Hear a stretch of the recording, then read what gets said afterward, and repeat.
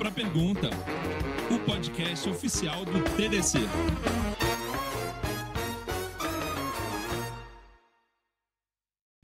Olá, estamos de volta com mais um Tem Tempo para Pergunta, o podcast oficial do TDC, gravando nossa 8ª temporada. Estamos fazendo quase 2 anos já de podcast, direto aqui de Florianópolis, no TDC Floripa 2025. E hoje, esse episódio, nós vamos falar sobre o futuro do comportamento do cliente com a IA. E eu estou aqui com ela, Denise Barroso, que é cofundadora da Plique. Seja muito bem-vindo ao podcast. Muito obrigada, é uma honra estar aqui, em mais uma das etapas do TDC. Então, participo como palestrante, como coordenadora, como comitê técnico, e esse convite aqui foi uma baita surpresa para mim, e eu espero aí contribuir com a galera que está escutando para a gente entender o que vem por aí de IA e consumidor, né? Com certeza. A Denise, para quem não sabe, é coordenadora aqui, já foi uma das fundadoras da trilha de Customer Experience e uma série de outras também. Mas, Denise, uma tradição já do nosso podcast com 2 anos já pode dizer que tem tradições, né? É a gente fazer um pouco de resgate. Porque agora a galera fala assim, coordenadora, cofundadora de empresa e tal. Mas não começou assim, de algum lugar veio. Então eu queria saber como que foi o início, como que a jovem Denise veio parar na área de tecnologia, se é que isso foi uma coisa que foi de jovem, ou sei lá, de repente caiu de paraquedas no momento profissional. Conta pra gente como que você veio chegar na área que você está hoje. Então, bora lá. Eu me formei em marketing, nunca trabalhei com marketing. Sempre trabalhei com relacionamento com o cliente. Legal. Então, eu fiz uma formação para entender que me ajudou muito. Durante a minha jornada, eu trabalhei muito olhando para o que o cliente desejava, porque eu sempre trabalhei na ponta. Sim. E aí, na última virada de CLT, eu trabalhei para uma empresa prestadora de serviço para a Apple. E nessa época, lá as métricas de experiência do cliente eram muito bem controladas. E aqui no Brasil estava começando um zoom do que seria isso. E eu acabei encontrando aí na minha jornada, de startups, que eu participava bastante, uma pessoa que falou assim, vamos comigo? Vamos testar esse negócio? Aí eu falei, será que isso aqui dá certo? Eu nunca trabalhei na tecnologia. Não tem problema, vai dar certo. Você já tem todo o conhecimento, todo o know-how, e a gente vai juntar a minha parte de tecnologia com o seu conhecimento e a gente vai junto. E tudo bem, aí eu fundei minha primeira startup. Sim, mas foi uma questão de oportunidade, assim, não era um negócio planejado. Eu quero muito ser empreendedora, me preparei para isso e agora não. Foi uma coisa que, poxa, tá passando esse cavalo aí, né? Na verdade, eu sempre empreendi, mas nunca com o intuito de ter aquilo só meu. Certo. Até porque a minha família inteira é concursada pública e minha mãe queria que eu também fosse, né? Então, tu já sabe. Então, eu sempre empreendi vendendo boneca de papel na escola. Olha só. Então, coisas pequenas. Mas aí me veio essa oportunidade e eu fui lá e agarrei. Agarrei de que vamos nessa. Aí eu falei, bora, não sei para onde é que a gente vai. E aí foi aonde eu conheci realmente a tecnologia, porque tinha eu e meu sócio, quando a gente começou. E empresa de 2. Uma grande empresa, onde a primeira empresa vai saber agora, né? A gente vendeu o nosso produto para aquela empresa e a gente falou para ele que a gente entregava tudo que ele precisava. E o que acontecia? Tinha o frontzinho lá, a coisa mais linda do mundo na nossa tecnologia, só que a gente precisava validar se aquilo realmente ia entregar. Sim. E o back era eu e o meu sócio, a madrugada inteira tratando os dados daqueles clientes. E foi aí que eu comecei a entrar no mundo da tecnologia. E depois eu virei aí o famoso QA, né? A pessoa que tinha que validar tudo que a gente estava planejando para saber se realmente o cliente ia ter a sensação e a necessidade de entrega. Então foi exatamente assim que eu caí no mundo de tecnologia. Tive a oportunidade e graças a Deus até hoje, né? Estamos com a empresa. Fez 5 anos já. 5 anos. 5 anos. Desse salto, né? Então, mas o background mais técnico era do teu sócio, então. Você trouxe sócio. A parte dos dados, da parte de comportamento. Toda essa parte de entendimento, comportamento, toda a parte que a gente fala de inteligência veio de mim. E toda a parte de tecnologia, estruturação, banco de dados, tudo isso veio do meu sócio. né? Ele trabalha mais de 20 anos nisso. Ele se formou nisso, né?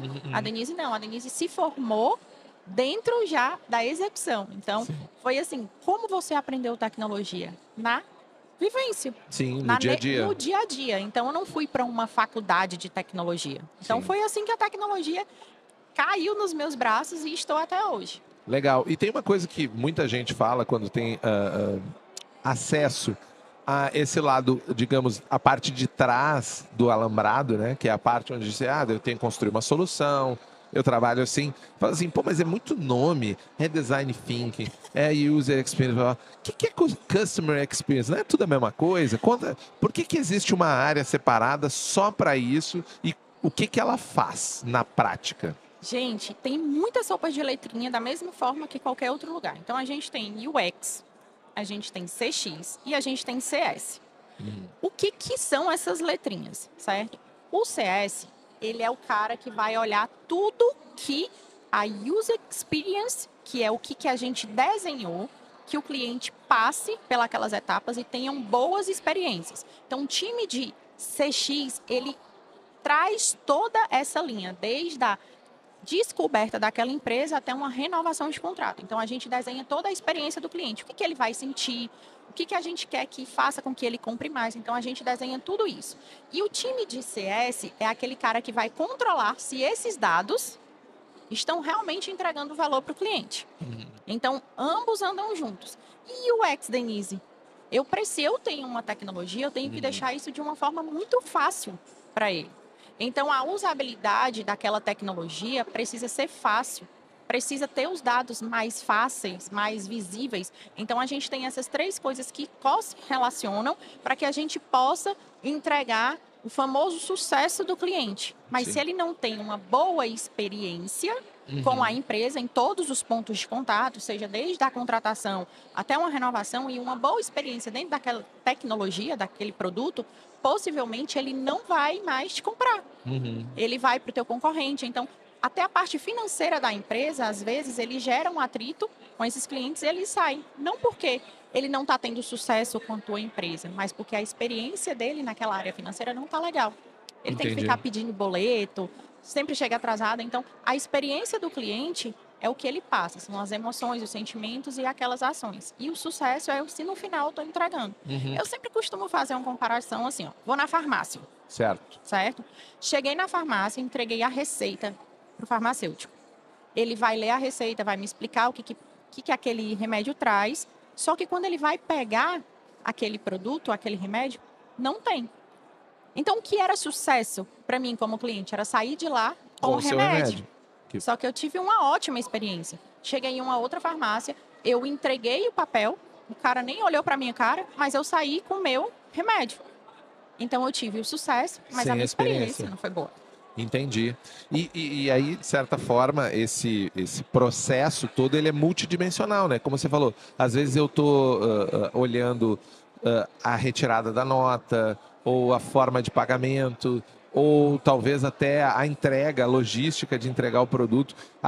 Vai ser em múltiplo, porque o sucesso depende de eu entender o que o cliente quer para poder determinar que ele conseguiu. Porque me parece que, dada a complexidade do nosso universo de serviços hoje, principalmente na nossa área digital, o cliente nem sempre sabe o que é o sucesso dele, né?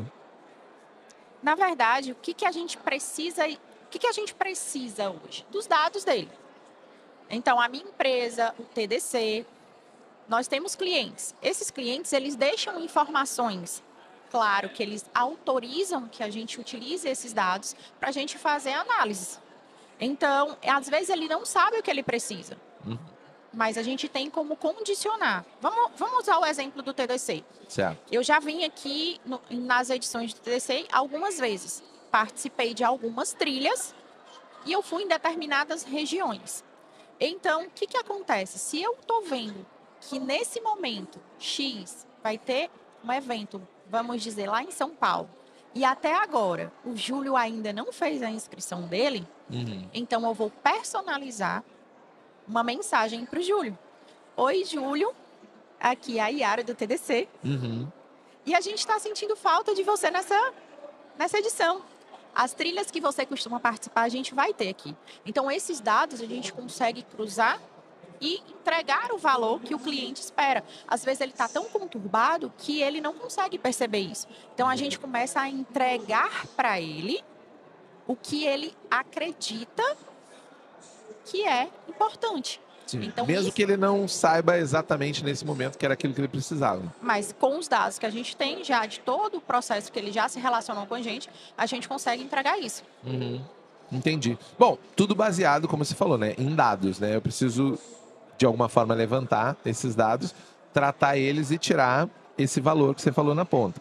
E uma das coisas que a gente mais tem falado, inclusive estamos aí já há 2 anos que o TDC tem eventos exclusivos para falar sobre isso, que é a inteligência artificial.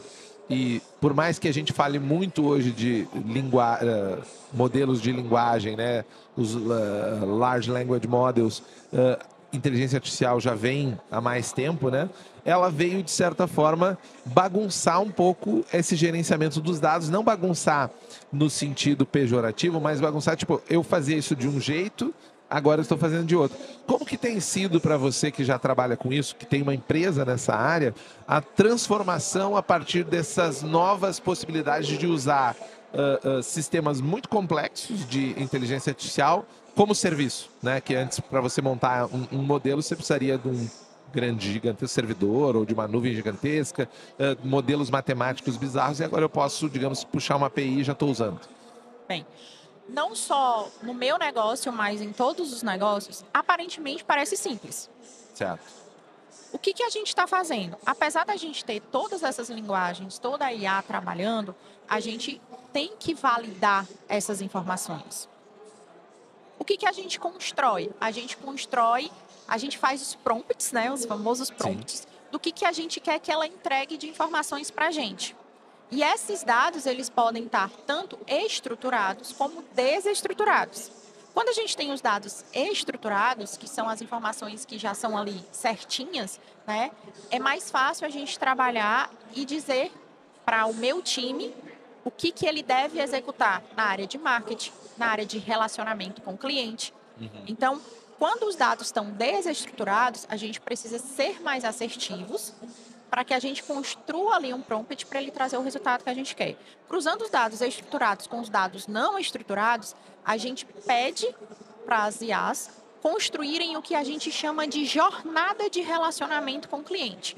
A gente segmenta as bases, então aqui dentro do TDC a gente tem os B2Bs, a gente tem os B2Cs, a gente tem pessoas que compram determinados valores de produtos. Então a gente faz a segmentação dessa base e para cada segmentação a gente vai construindo uma forma de se comunicar de acordo com aquela persona.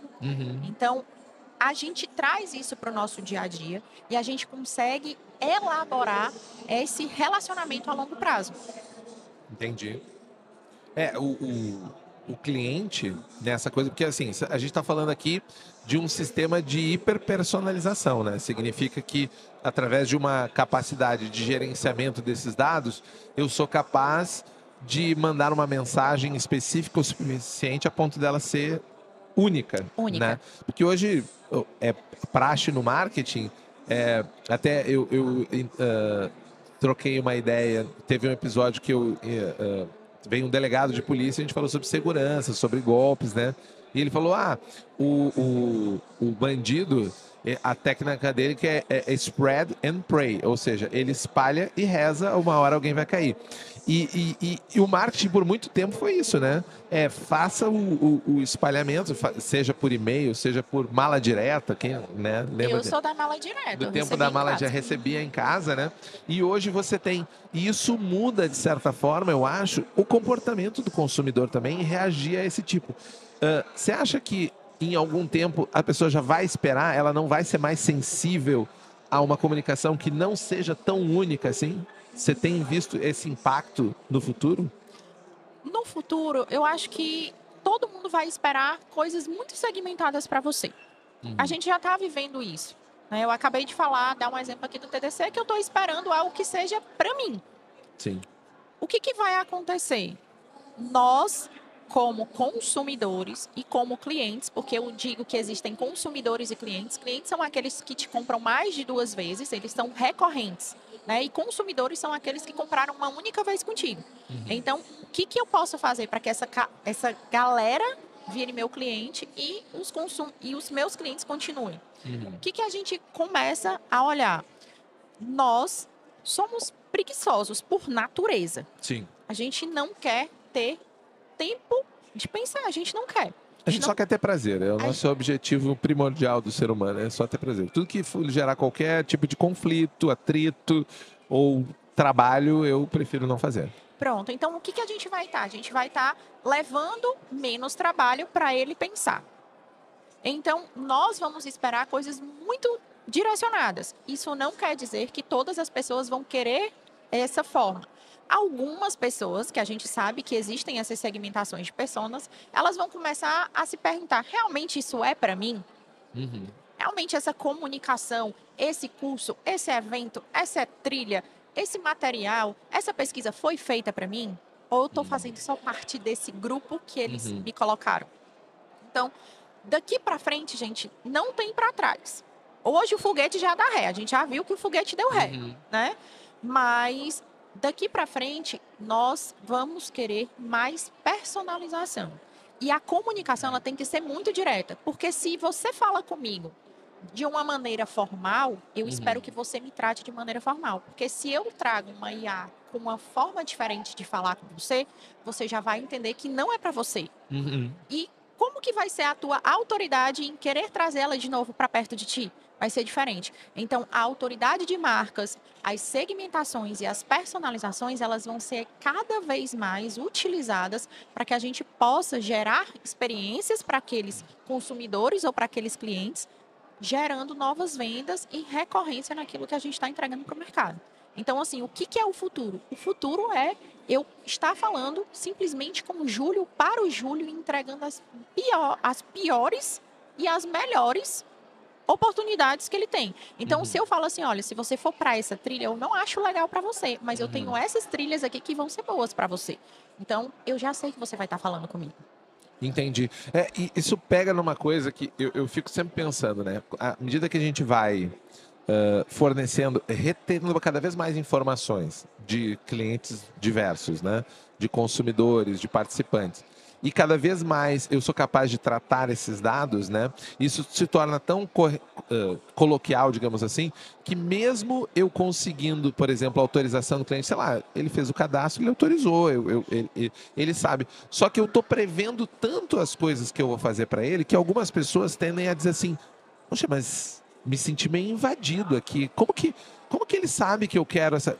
Óbvio que ele sabe por causa tem um processo científico. Mas você não acha um pouco que a gente vai ter que vencer um pouco essa barreira? Ou se até é bom vencer essa barreira das pessoas que dizem não e teve até um caso, e não necessariamente relacionado a IA, mas relacionado a essa análise de dados da empresa que estava fazendo propaganda para uma filha, um casal que tinha uma filha, a filha estava grávida e ela não tinha contado para os pais, eles receberam uma comunicação de produtos para a mãe, alguma coisa assim. Se não me engano, eu não me recordo agora, né? Mas com certeza teve, não estou fazendo fake news, existiu esse caso. Será? Né? Eu só não consigo precisar de onde ele veio, mas me parece que isso vai ser uma coisa corriqueira. Assim, em vários momentos da vida eu vou, opa, peraí, como é que ele sabe que ele fez isso? Como que você acha que vai se dar essa relação a partir de agora? Essa tua pegada, ela foi muito, muito importante. Primeiro, eu estou casando 3 personas dentro de uma só. Então, o que eles fizeram? Eles fizeram a logística de que aquela pessoa era filha daquele casal. E de onde que eles tiraram essas informações? Compras, viagens em conjunto. Gente, todos esses dados, a gente pode ter acesso, claro, lá naquelas letrinhas minúsculas, assim, que a gente nunca lê, né? Só diz que Sim. eu aceito os termos e vou. Sim. Ali tem as informações que eu posso ceder se aquilo ali for benéfico para o consumidor e para a empresa. Todos os modelos e sistemas de produção de dados morrem na nossa pressa em não ler nada, né? A gente só vai, segue, foi.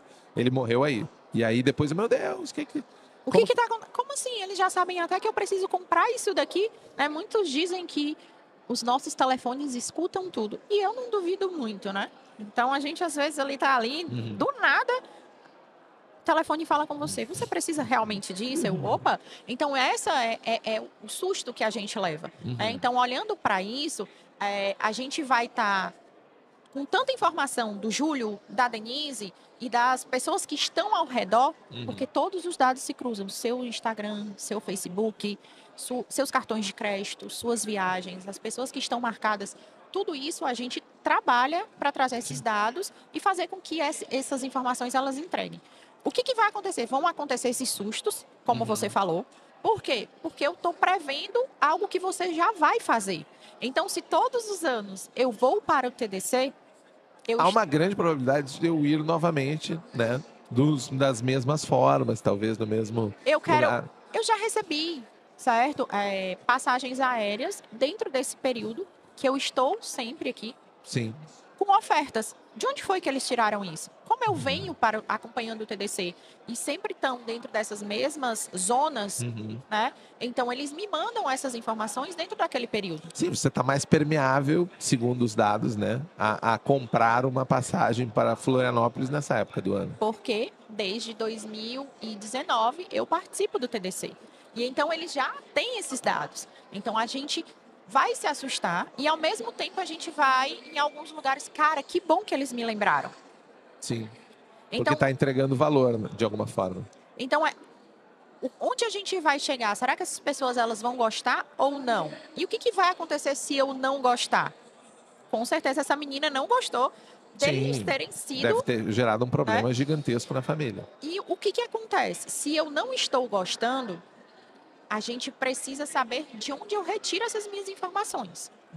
Para quem? Aí começa para quem eu deixei as minhas informações flutuarem para que chegassem a esse nível.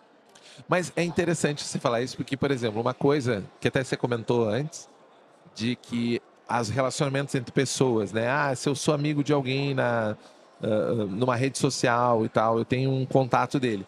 E eu, por exemplo, tô próximo dele, porque todo mundo diz assim, a gente estava falando de cumbuca e agora apareceu um comercial de cumbuca. Sim, e eu não pesquisei nada. Sim, mas teu amigo que tu encontrou hoje pode ter pesquisado. Foi por isso que ele falou. Ele viu a propaganda, pesquisou, e aí o negócio deu match de georreferenciamento. É muito mais fácil tabular esse dado, né, do que ele processar tão rápido assim a tua voz, né? As pessoas não estão preparadas, eu acho, para entender o quão longe está esse cruzamento de dados hoje, né? Ele tá tão alto que a gente não consegue perceber.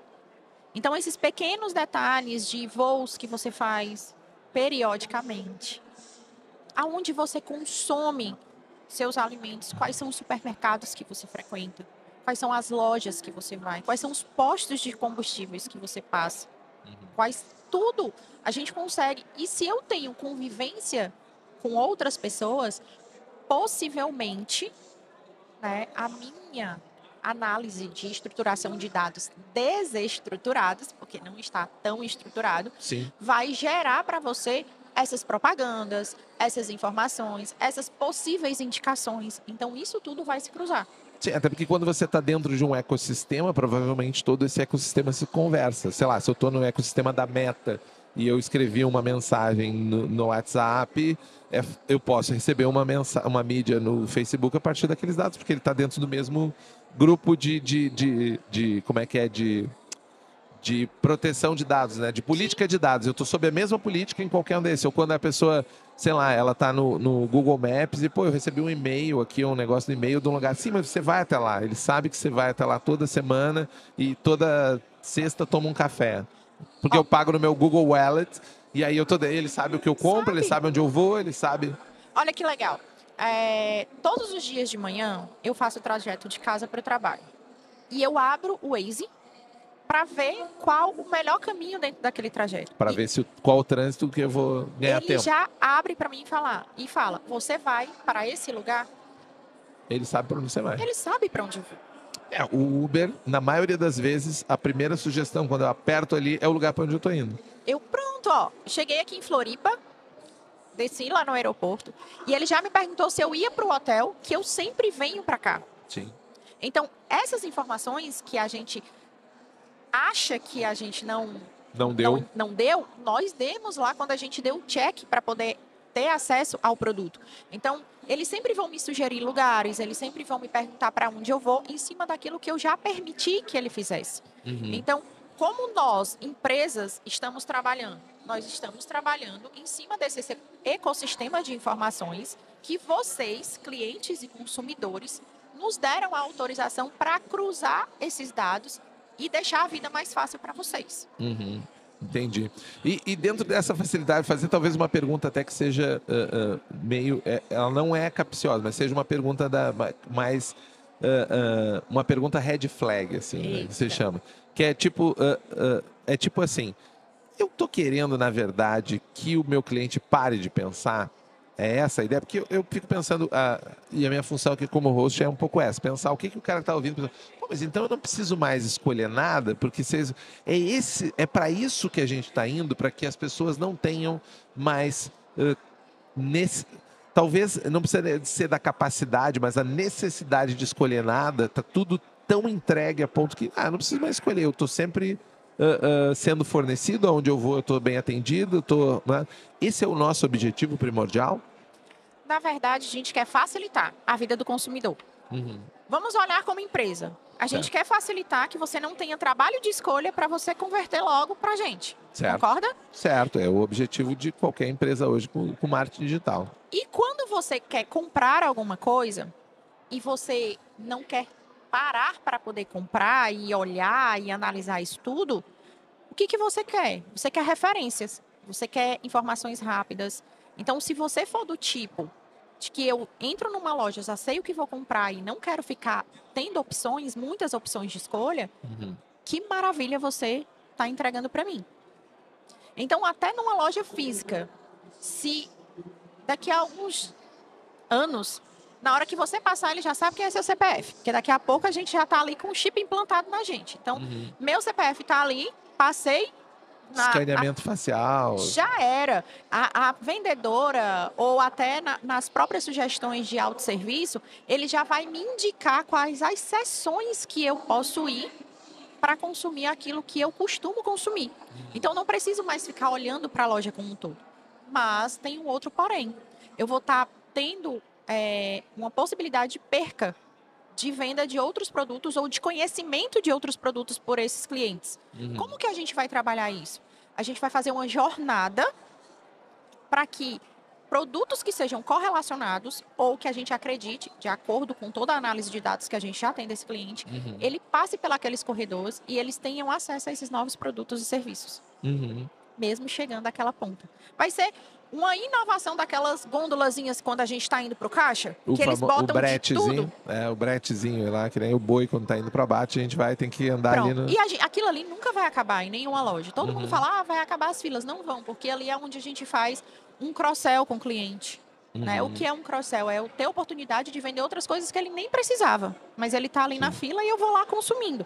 Então, a gente, com essas inteligências e essas ações de deixar tudo mais personalizado, a gente vai continuar fazendo isso. Só que a gente vai te ajudar dentro de uma trilha daquilo que eu sei que tu vai consumir mesmo. Entendi. É uma corrida, eu diria que é bastante preocupante do ponto de vista de marca, né? Eu, por exemplo, sou uma marca e eu estou disputando um mercado, se eu não conseguir ser a marca capaz de oferecer isso, eu já estou fora, não tem mais aquela avaliação, mas a qualidade... Não, mas se a entrega, eu até aceito uma qualidade um pouco menor, mas ele está tão fácil, tão bem entregue, que daqui a pouco a pessoa já não vai... E talvez seja o futuro próximo, né? Tem um impacto direto na forma com que a gente reconhece marca, por exemplo. Será que as marcas elas estão trabalhando cada vez mais essa questão de aproximar-se do cliente, porque eles estão vendo essa possibilidade de que talvez eu não veja mais marca, e sim a facilidade daqueles produtos e daqueles serviços? Então, já se tem essa percepção lá na frente. Então, por isso que tem muito essa questão de trazer o cliente para se aproximar de você, para entender sobre você, para dizer que você tem causas sociais, ações sociais que estão de conjunto com o que ele realmente leva para o mundo dele. Então, isso é uma forma de fazer com que você não tenha uma facilidade tão tão simples de consumir um produto de terceiro. Sim. Quando a gente fideliza o cliente, é muito difícil a gente trocar. Sim, sim. Principalmente serviço que tem um custo de transição muito alto, né? Muito alto. Né? Você vê, por exemplo, o cara, a pessoa tem a conta em banco. A treta que agora até melhorou por causa do Open Finance e tal, mas a treta que é você sair do seu banco para entrar em outro, você pensa assim, não tá tão bom, mas tudo bem, eu fico aqui porque o custo de transação é muito alto. É muito alto. Ó, eu digo muito, você prefere que o seu cliente compre recorrente de você ou que ou que o cliente não compre do seu concorrente? Vamos dar um exemplo. Se a gente for para a loja de vestuário, a gente tem que entregar uma experiência de produto e de serviço incrível. Não para que ele não compre com o teu concorrente. Porque a gente sabe que loja de vestuário você vai acabar comprando outras marcas. Porque o modelo te interessou na outra loja, por aí vai. Mas você tem que ser tão visível para o teu cliente e acompanhar tantos esses dados que você tem que entender se ele parou de comprar com você ou não. Então, se eu tenho uma percepção de compra de que a Denise vai nessa determinada loja 3 vezes por ano e ela não passou para mim na segunda vez dentro daquele período, ela está comprando com o meu concorrente que deve estar entregando um serviço melhor do que eu. Então, essas ações de estratégia de jornada de compra e jornada do cliente, elas precisam ser muito bem mapeadas. Não é que eu não possa comprar do concorrente dele, mas eles têm que me manter comprando deles também. Sim, nenhum varejo vai ter todos os produtos do mundo, alguns tentam, mas nenhum varejo vai ter todos os produtos a ponto de nunca mais a pessoa vai comprar outra coisa em outro lugar. Seja por uma questão até de oportunidade. Estou aqui, estou vendo o negócio ali, é o que eu quero, eu comprei dali. Depois eu falo, gosto muito lá da Denise, mas vou comprar agora do outro aqui. O importante é você não deixar com que ele pare de comprar contigo. Tem que acompanhar esses dados. E fazer essas ofertas personalizadas. Então, se eu percebo que o Júlio compra na minha loja e faz 2 meses que ele não me aparece, é hora de eu fazer uma oferta personalizada. E eu não estou falando oferta de desconto, tá? Eu estou falando ofertar novos produtos para o Júlio com o mesmo valor do mercado. Porque se ele é meu cliente e ele já sabe que o meu produto entrega aquela qualidade, ele nem sempre está buscando promoção. Sim. Então, isso é um dos grandes erros também das empresas. Eles trabalham só promoção, desconto. E a promoção tem um limite, né? Daqui a pouco você nivelou por baixo e você está perdendo dinheiro. Que aquele, talvez até a pessoa diz assim, mas está tão barato, já deve ser meio porcaria. Perde a relação valor-preço, né? Do produto. Enquanto que eu acredito muito, e o meu background antes de vir para a área de design e tal, eu fui vendedor muitos anos, famoso vendedor pastinha, sabe? Aquele que vai na empresa, tá aqui antigamente o jovem não sabe disso, mas a gente levava um mostruário de produtos.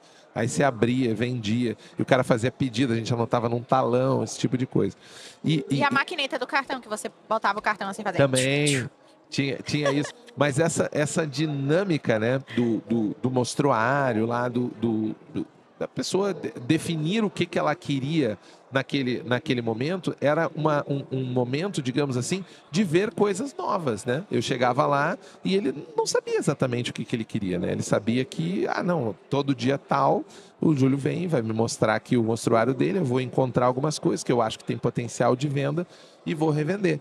E essa estrutura, digamos assim, hoje que a gente está montando, ela faz com que a pessoa que não tem um formato para chegar... não adianta ter o melhor, não adianta ter mais variado. Você tem que chegar antes na pessoa. Até porque não dá para convencer a pessoa de que ela precisa comprar o teu produto. Ela só vai comprar se ela precisar do teu produto. Porque se ela não precisar, ela deixa para depois. E na hora que ela precisar, o mais esperto chega. Sim. Então, a gente sempre fala, né, que o melhor nem sempre está à frente, mas aquele que é visto mais vezes, ele às vezes ganha do melhor. Sim. Então, o que você está entregando de experiência para o teu cliente, qual o sucesso que ele está recebendo e como que ele está usando aqueles produtos e os serviços. Então, se você começa a olhar para esses 3, você consegue fazer coisas absurdas dentro do seu negócio, olhando para a tecnologia e gerando receita na carteira. Então, se você não estiver olhando para a experiência do cliente, sucesso do cliente e UX, que é a usabilidade ou do seu produto ou do seu serviço, o seu concorrente está vendendo mais do que você. Porque ele está olhando exatamente para esses 3 pontos para fazer com que o cliente volte mais e compre mais. Então, a gente sempre fala, quem olha para esses 3 pontos está à frente do concorrente. Porque ali, esses dados, essas estruturações, essas idas, essas vindas, até as reclamações que ele faz, é extremamente importante para que a gente crie todo um ambiente de experiência para que ele volte e que ele te indique. Então, vender para a base, olhando para as experiências de sucesso, é muito mais barato. É aquela famosa frase de que vender para dentro de casa é mais barato? É. Por quê? Porque eu já tenho os dados. Eu já sei o que ele me comprou. Eu já sei o que ele gosta. Então, é mais fácil eu vender uma xícara do TDC para quem vem para o TDC sempre ou para quem nunca participou do TDC? Sim, para quem dá a primeira vez, a probabilidade é maior. Mas eu queria saber, Denise, dentro da Plique hoje, qual que é o foco de vocês? Até para dar uma ideia para a galera, assim, beleza, você falou um monte de coisa, tem um monte de coisa que tem que cuidar, mas é muita coisa. O que é que vocês estão hoje focados em entregar dentro dessa área aí, nessa área de dados e entrega de experiência do cliente, que as pessoas possam olhar assim, então vou olhar isso que ela está dizendo. A gente entrega reputação de marca, relacionamento com o cliente e reativação de base. Tudo isso com dado da empresa. Sim. Né? Então, a gente escuta o cliente através de pesquisas, a gente manda mensagens relacionais estruturadas para os clientes e a gente traz todos esses dados para que as empresas elas consigam construir uma relação com o cliente de forma com que ele esteja sempre falando de forma positiva deles, sempre indicando mais e sempre comprando os novos produtos. Então, é isso que a gente faz. A gente traz a análise de relacionamento com o cliente para que eles consigam vender mais para aquela base. Então, é isso que a gente entrega. Através dos dados, a gente faz exatamente tudo isso que a gente conversou, para que os clientes eles voltem, falem mais, aumentem a reputação e indiquem. Então, a gente reduz o custo de novos clientes e aumenta o faturamento com clientes da base. Bacana, bacana. Então, acho que o mais importante do que se falou, né? Tenha uma boa base de dados, né? Cuide bem dos seus clientes. Né? Cuide dos clientes e dos seus dados que os clientes entregam, né? E olha, eu vou dar uma dica para todo dono de empresa. Os dados são extremamente importantes. Se eu tenho dados que estão errados, eu nunca vou conseguir fazer nenhum tipo de análise, nem preditiva, nem sugestiva, nada para ninguém, se eu tenho informações incorretas dos clientes. Então, cuidem desses dados para que vocês possam fazer o que realmente vocês querem, que é aumentar o faturamento da empresa, olhando para quem já te comprou pelo menos uma única vez. Então, time de vendas tem que cadastrar os dados dos clientes corretos. Time de relacionamento tem que manter ali todas as informações, ações dos clientes dentro, para que a gente possa realmente fazer o que a gente quer, que é manter uma boa experiência, entregando sucesso e vendendo mais para os clientes. Muito bom. O papo ótimo, a gente foi. O tempo escorregou por entre os nossos dedos, né? E para a gente poder se encaminhar para o nosso fechamento, a outra tradição aqui do nosso podcast é todos os convidados, a gente pede o pessoal que é da tecnologia, eu não vi até se você tá, mas se você veio de mochila, Sim. TDC, a gente pede para você deixar alguma coisa da sua mochila para nossa audiência, que pode ser uma mochila metafórica, uma indicação de livro, um filme, sei lá, um vídeo, um documentário, alguma coisa que venha na sua cabeça, que você acredita que vai adicionar, pode ser no tema, se você quiser sair do tema, fica tranquila. O que você deixa para a nossa audiência? Pronto. Eu acredito que se as pessoas que gostam e que também não gostam de ler, é obrigatório ler, certo? É a pergunta definitiva de Fred Hitchens, que é exatamente sobre isso, que é escutar o cliente e perguntar para o cliente aonde que eu posso ser melhor, para que realmente eu consiga entregar o que é valor para ele. Então, se você ainda não leu, é importantíssimo ler esse livro, que é a pergunta definitiva, tá? Qual que é o autor que você falou? Fred Hitchens. Beleza, fica aí a dica da Denise. Denise, foi um prazer enorme te receber aqui no podcast. E para a galera que quiser entrar em contato com você ou te seguir, não sei se você é uma pessoa de redes sociais, né? Porque até o ano passado eu já pedia, dá tuas redes sociais, mas aí começou muita gente dizendo, não, mas eu não tenho mais. Eu falei, pô, então é melhor perguntar se a pessoa tem. Como é que a galera se conecta com você? Pessoal, para quem quer entender um pouquinho mais desse mundo, pode me seguir nas 2 principais redes, né? Que é no LinkedIn, é Denise Barroso, _CX, e no LinkedIn, e no Instagram, Denise Barroso, CX. Então, eu vou estar lá falando um pouquinho sobre experiência do cliente, sucesso do cliente, minha rotina também, para vocês entenderem que a vida é feita, né, de experiências. Sim. Então, eu vou colocar coisas boas, coisas ruins e também vou ajudar vocês a aprenderem um pouquinho sobre esse tema. Muito bacana, Denise. Obrigado mais uma vez pela participação. E para você que nos acompanhou até agora, fica também o convite para conhecer mais do nosso podcast. Tem uma série de episódios e toda quarta-feira, às 18 horas, tem episódio novo no feed do Spotify. E se você quiser ver esse papo em vídeo, temos também o nosso canal no YouTube, onde você pode dar o seu like, nos seguir e também compartilhar com alguém que você conhece os nossos cortes, que é uma maneira bacana de você passar adiante essa informação e atrair cada vez mais gente para a nossa comunidade. E eu, obviamente, espero vocês no nosso próximo episódio. Até lá. Tchau! Eu tenho tempo para pergunta? Tem tempo para pergunta? Eu tenho tempo para pergunta? Tem Tempo para Pergunta, o podcast oficial do TDC.